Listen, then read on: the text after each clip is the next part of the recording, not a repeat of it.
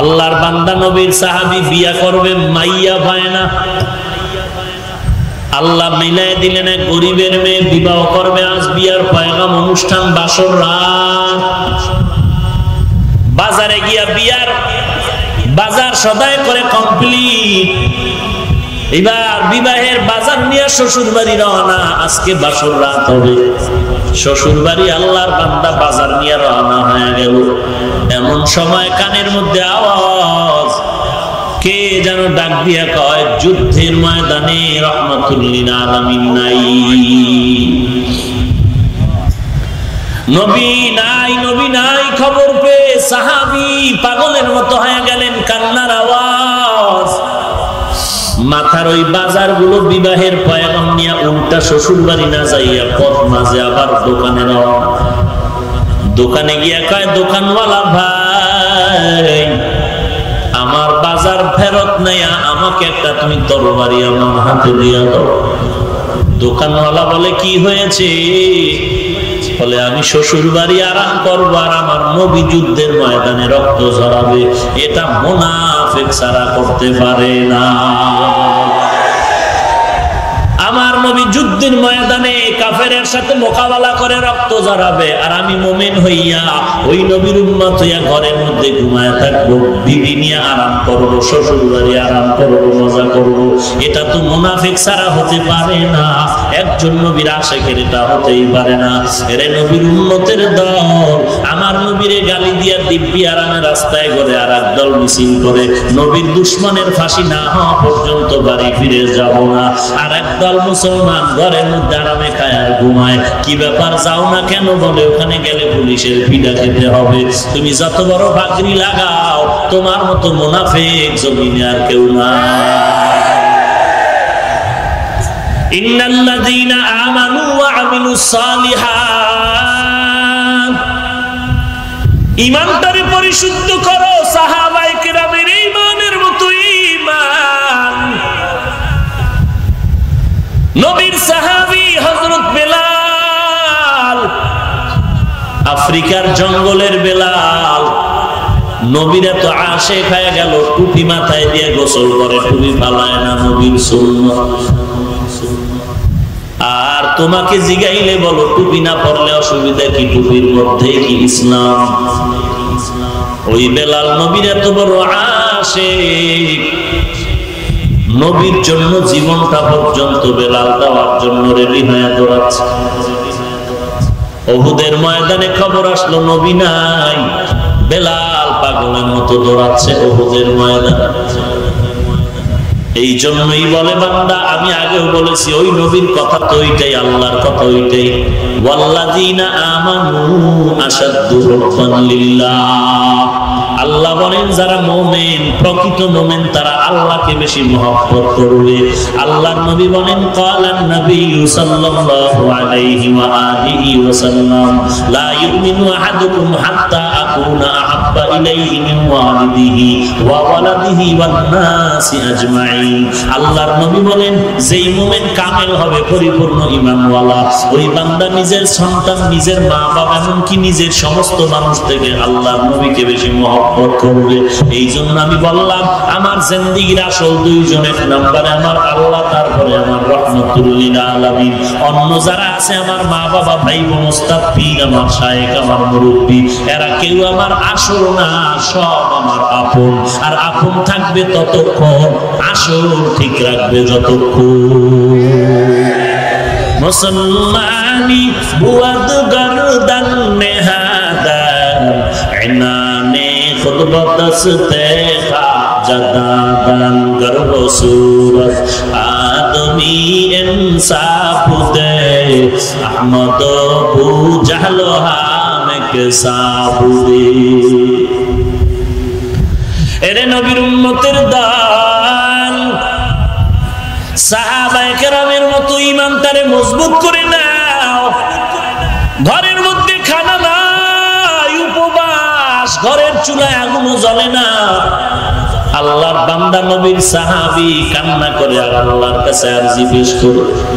আর তুমি নবীর এত বড় আশিক, কান্নার খবর নাই, হারাম টাকা নেওয়ার জন্য লাইনে দাঁড়ায় যাও।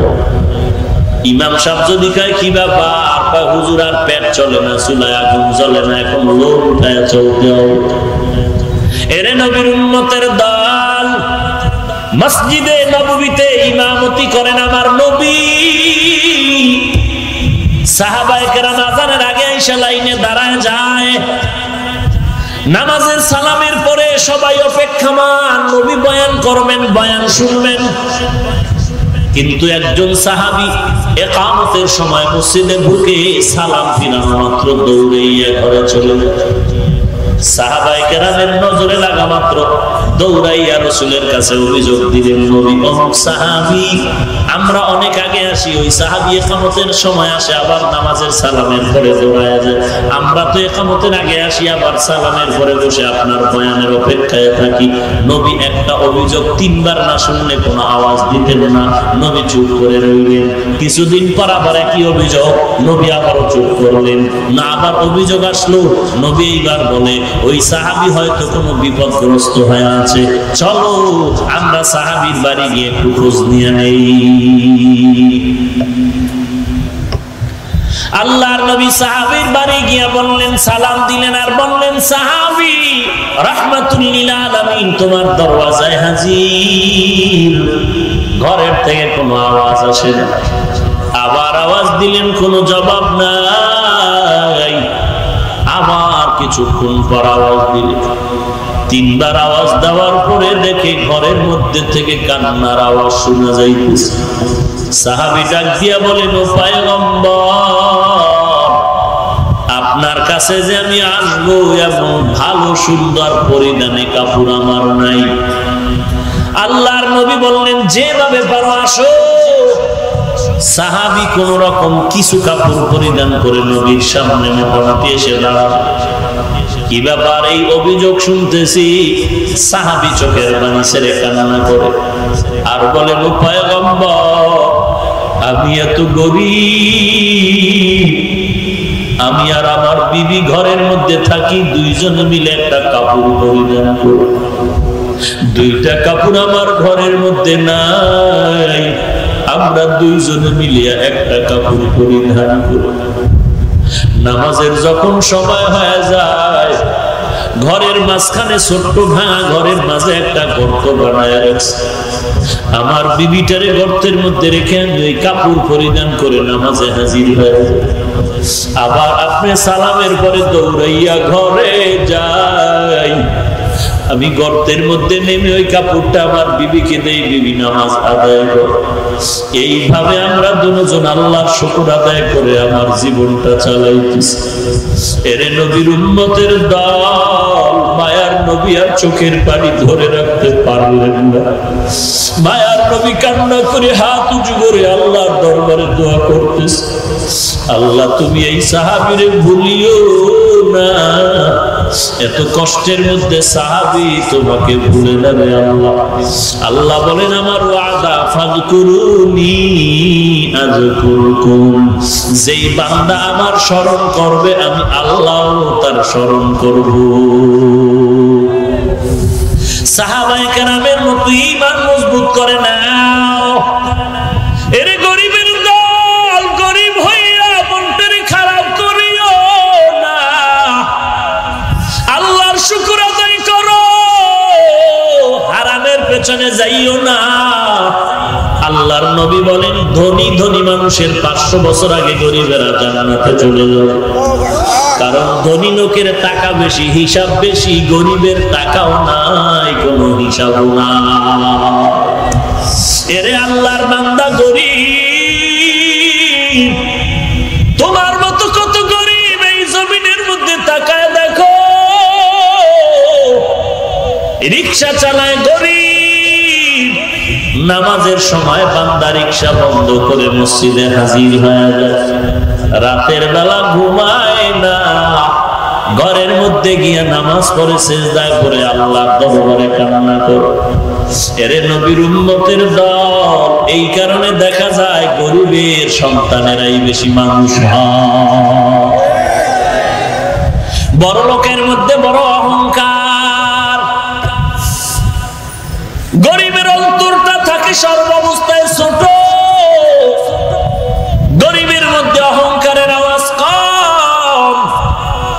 এই জন্য দেখবেন গরিবের সন্তানরাই বড় বড় দায়িত্বশীল, বড় বড় জায়গায় পৌঁছে যায়। ওরা ঘুমায় না, অল্প যা পায় তার উপরে শুকর আদায় করে আর আল্লাহর কাছে মুনাজাত করে। এরে নবীর উম্মতের দল, মাদ্রাসায় কোরআন পড়েছি, নবীর হাদিস পড়েছি রে যুবক। যারা মাদ্রাসায় পড়ে না আমগো জন্য দোয়া করা দরকার, কিন্তু একদল আছে দেখবেন বলে মাদ্রাসা পছন্দ করি না, ওখানে পড়লে না খাইয়া মরতে হয়। বলো বাংলাদেশের মানুষ এই বাংলাদেশের স্বাধীনতার জমিনে কোরআন পড়ার কারণে কয়জন মাদ্রাসাওয়ালারা না খাইয়া মরে গেছে? একজনও তো মরে নাই। বড় আল্লাহর শপথ করেও যদি বলি ভুল হবে না, কোরআনওয়ালাদের মতো সম্মানে জমিনে আর কেউ না। এরে আল্লাহর বান্দা, তোমার জামা লাগে না, তারপরও 10 সেট করে জামা তোমার ছেলের জামা 10 সেট, 20 সেট তোমার মেয়ের জামা। পকেট খরচ দাও তুমি দৈনিক 5000 টাকা। ওই টাকা দিয়া খরচ করার জায়গা যখন তোমার ছেলে মেয়েরা না পায়, তখন তোমার ছেলে মেয়ে টাকা খরচ করার জন্য বন্ধু আর বান্ধবী ভাড়া করে পার্কে পার্কে দৌড়ায়।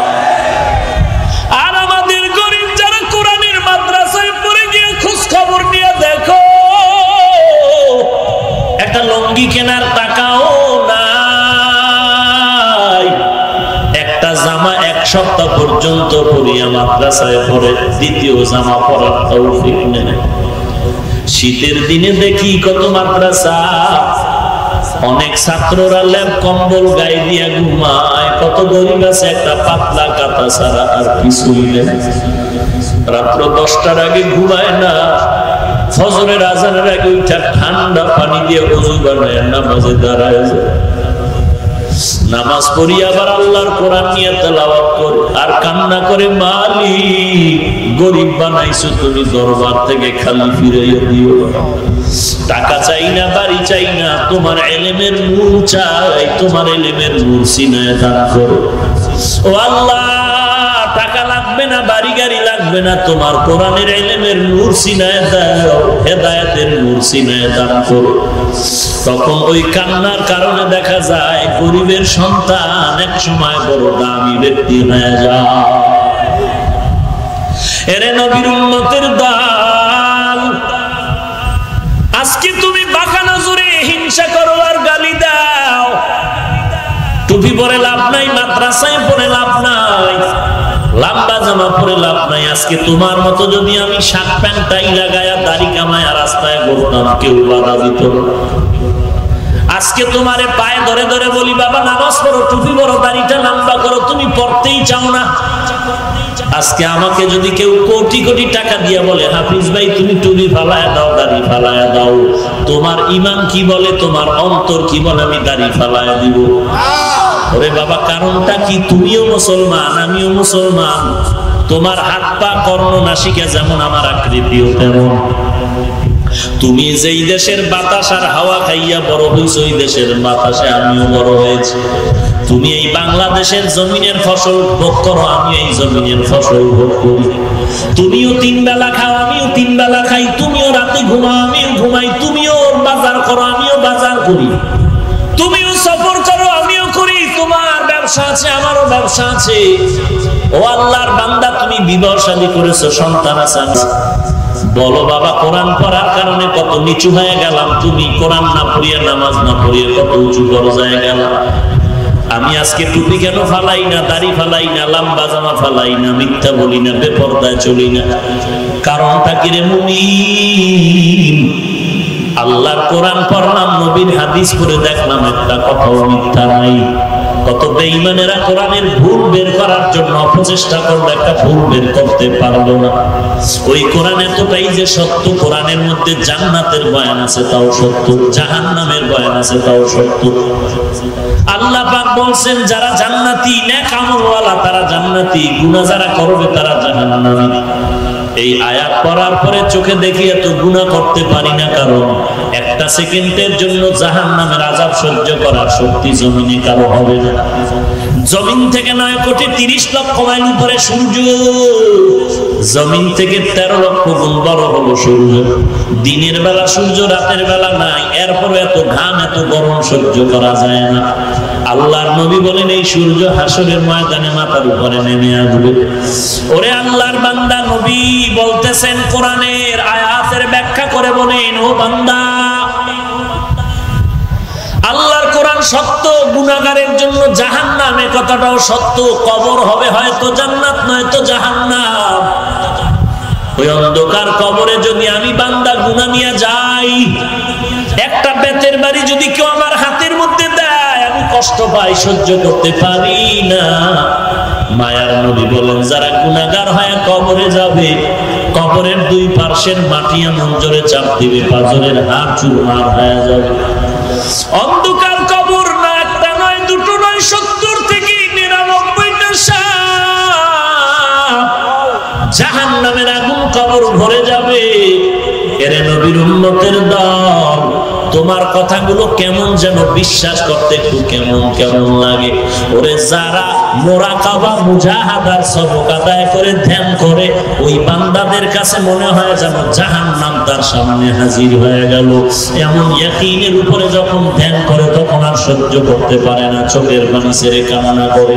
ওই বান্দা কন্ট্রোল হারায় যায়। আর তোমার চোখে কেন পানি আসে না রে বাবা? তোমার ভিতরে সেই ইয়াকিনের মাকাম এখনো পর্যন্ত আসে না। যদি বিশ্বাসের স্তর চূড়ান্ত হয়ে যাইতো, ওই বান্দা যেমন কান্না করে তুমিও চিৎকার করে কান্না করতা। আমার নবী নামাজে শুধু জাহান্নামের আয়াত তেলাওয়াত করলে পেছনের সাহাবায়ে কেরাম অঝর দাঁড়ায় কান্না করতেন। শুধু জাহান্নামের আয়াত তেলাওয়াত শুনলে পাগল। জাহান্নামের একটা সেকেন্ডের আযাব সহ্য করা যাবে না রে বাবা। আল্লাহর কাছে তওবা করো রে যুবক। আমি বলি না তুমি আমার মতো এক বুজুর্গ একজন, তুমি টুপিওয়ালা দাড়িওয়ালা পড়ো, হুজুর হয়ে যাও, স্কুলে পড়ো, কলেজে পড়ো, বাধা নাই, চাকরি করো, ব্যবসা করো, যেখানেই থাকো। আমার অনুরোধ হলো বাবা, তওবা করে নামাজ 5 ওয়াক্ত পড়ো, কোরআন পড়ো, মা বাবার খেদমত করো, আল্লাহওয়ালা উলামায়ে কেরামের দোয়া নিয়ে চলো। দেশের বিরুদ্ধে, জাতির বিরুদ্ধে কোনো ষড়যন্ত্র করো না। আল্লাহর মুহাব্বত নিয়ে চলো, তওবা করো, চোখের পানি ছেড়ে কান্না করো। দুনিয়াতে যদি কান্না করো, কিয়ামতের দিন হাসতে হাসতে জান্নাতে চলে যাইবা। কারণ তোমার এই চোখের পানি জাহান্নামের আগুন হারাম করে দিবে। আল্লাহর কাছে কান্না করে তওবা করো, হে মালিক, আমি আর কত বছর বাঁচবো আমার হাতে সেই গ্যারান্টি নাই। আমার মতো কত তাজা তাজা যুবকের প্রাণ চলে যাচ্ছে প্রত্যেকটা দিন। আমার কখন মরণ হবে জানা নাই। তবে আমি কবরের আযাব সহ্য করতে পারবো না রে আল্লাহ, জাহান্নামের আগুন সহ্য করতে পারবো না। আমি আজকে থেকে তওবা করলাম, নামাজ ছাড়বো না, আজকে থেকে গুনাহ করবো না, নবীর তরিকার বাহিরে চলবো না, মা বাবার সাথে বেয়াদবি করবো না, আলেম ওলামা আল্লাহওয়ালার সাথে বেয়াদবি করবো না, নবীর সুন্নতের মালা গলায় লাগায় চলবো। আমি আমার জবানকে হেফাজত করবো গুনাহের থেকে, নবীর তরিকায় চলবো। আমি আল্লাহওয়ালার পরামর্শ নিয়ে সহিভাবে কোরআনটা শিখবো, নামাজ পড়বো। তওবা করার জন্য বান্দা তৈরি হয়ে যাও। অন্তরে যদি মুনাফিকি না থাকে, গলায় ছুরি আসবে, মরে যাব, এরপর আমি গুনাহের কাছেও যাব না। এমন তওবার যদি নিয়ত হয়, খাঁটি তওবার নিয়তে দুটো হাত আমার আল্লাহকে দেখায় দাও। আয় আল্লাহ সবার হাত কবুল করে নেন, আমাদের তওবা কবুল করে নেন আল্লাহ। তওবার উপরে মজবুত হয়ে চলার তৌফিক দান করেন আল্লাহ। নবীজির সুন্নতের আমলওয়ালা জিন্দেগি দান করেন আল্লাহ। আয় আল্লাহ, আমরা বড় দুর্বল, আপনি যদি তৌফিক না দেন আমরা তওবার উপরে চলতে পারবো না। নবীজির মুহাব্বতে আমাদের তওবার তৌফিক দান করেন, তওবার উপরে মজবুত হয়ে চলার তৌফিক দান করেন, নবীজির সুন্নতওয়ালা জিন্দেগি আমাদের দান করেন, আমিন। আলহামদুলিল্লাহি রাব্বিল আলামিন, ওয়াসসালাতু ওয়াসসালামু আলা সাইয়্যিদিল আমবিয়াই ওয়াল মুরসালিন ওয়া আলা আলিহি ওয়া আসহাবিহি আজমাইন। ইয়া আরহামার রাহিমিন, ইয়া আরহামার রাহিমিন, ইয়া আরহামার রাহিমিন। রাব্বিরহামহুমা ربياني صغيرا رب ارحمهما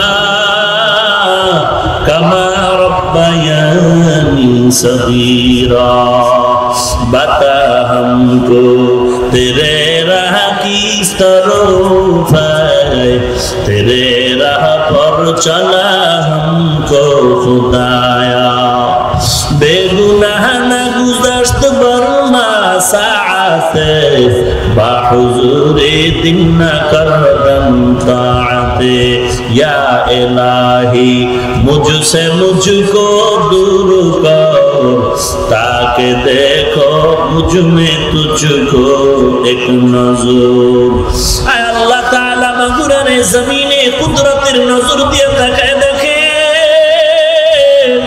কত উলামায়ে কেরামরা ময়দানে হাজির আয় আল্লাহ কত সাদা দাড়িওয়ালা হাজী সাহেবরা হাত তুলেছে আয় আল্লাহ কত ব্যবসায়ী কত চাকরিজীবীরা হাত তুলেছেন আয় আল্লাহ কত যুবক কত ছাত্র ভাইরা হাত তুলেছেন আয় আল্লাহ কত ব্যবসায়ীরা হাত তুলেছেন মাইকের আওয়াজ পেয়ে কত মা বোনেরা আপনার দরওয়াজায় হাত তুলেছেন আয় আল্লাহ আমরা সবাই গুনাহগার জাহান্নামের থেকে মুক্তি চাই রে আল্লাহ বসার জায়গা নাই দাঁড়ায় দাঁড়ায় দিনের কথাগুলো শুনলে কাউকে খালি ফিরায় দিয়েন না রে আল্লাহ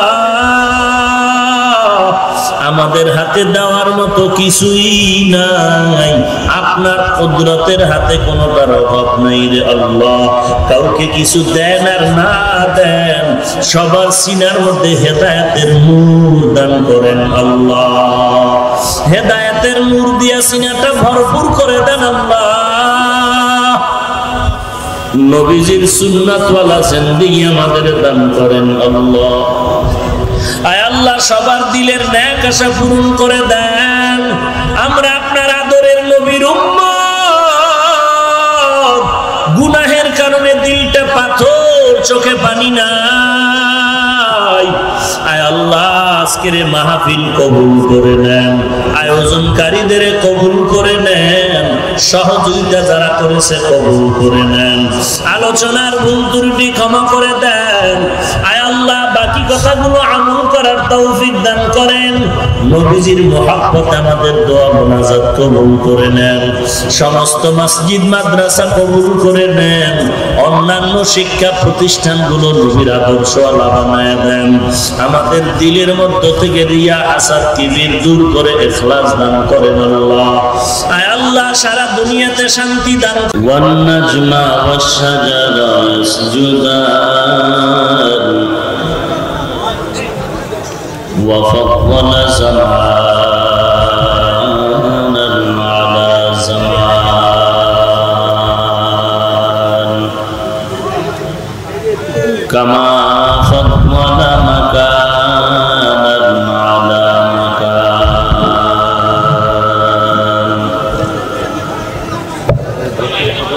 ওয়া ইনসানান আলা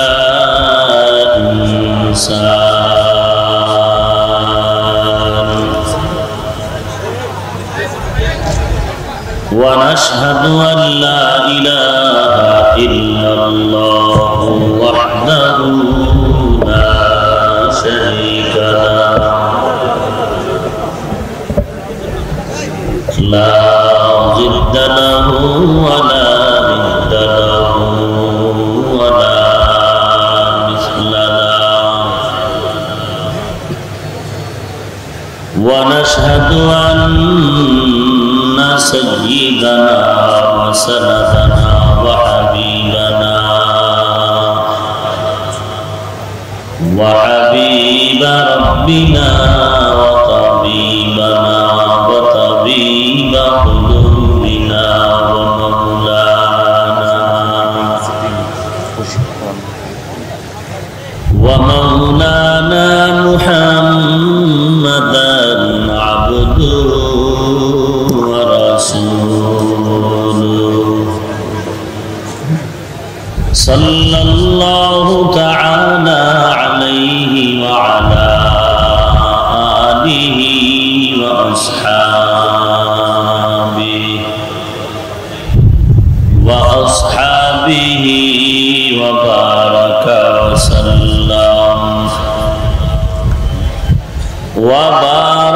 وسلم تسليما كثيرا كثيرا.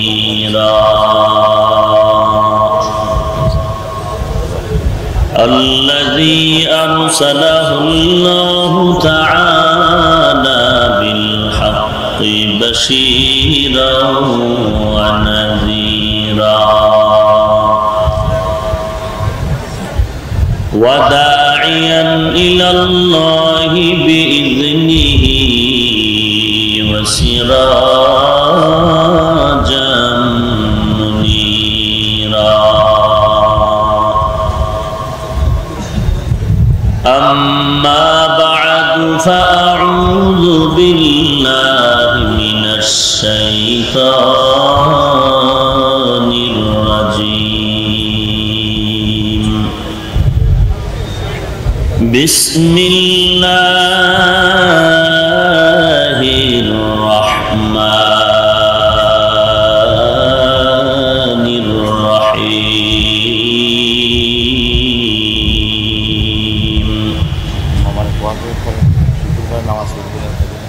إن الذين آمنوا وعملوا الصالحات كانت لهم جنات الفردوس نزلا. وقال النبي صلى الله عليه وآله وسلم لا طاعة لمخلوق في معصية الخالق أو كما قال النبي عليه الصلاة والسلام. صدق الله مولانا العظيم وصدق رسوله النبي الأمي الكريم. ونحن على ذلك من الشاهدين والشاكرين والذاكرين والحمد لله رب العالمين.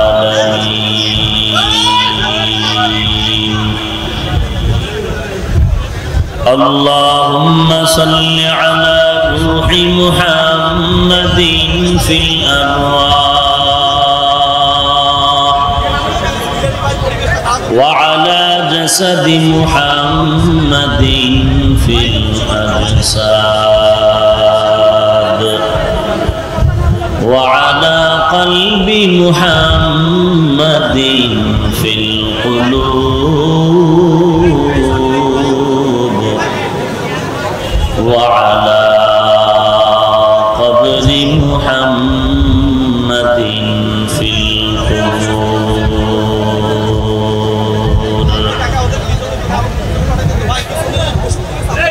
سبحانك لا علم لنا إلا ما علمتنا إنك أنت العليم الحكيم.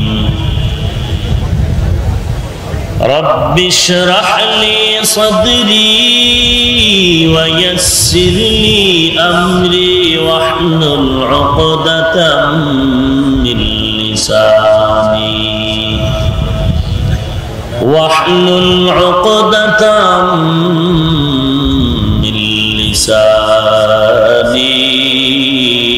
يفقه قولي.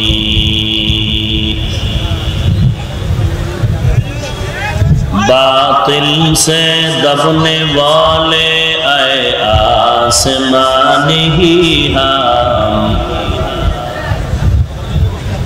باطل سے دبنے والے اے آسمان ہی ہم، سو بر کر چکا ہے تو امتحان ہمارا सो कर चुका है तू इम्तिहा हमारा।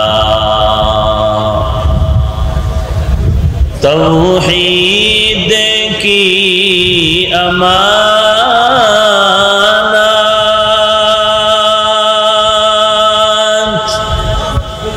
सीनों में है हमारे।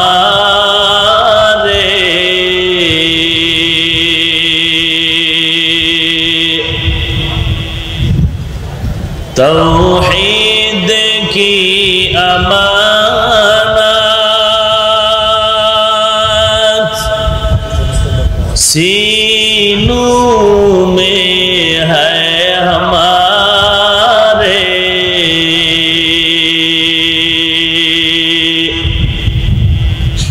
आसान नहीं मिटाना नामो निशा हमारा। आसान नहीं मिटाना नामो निशा हमारा। मुहम्मद ने आकर कुफर को मिटाया। कुफर को मिटाकर सदाकत बताया। कुफर को मिटाकर सदाकत बताया।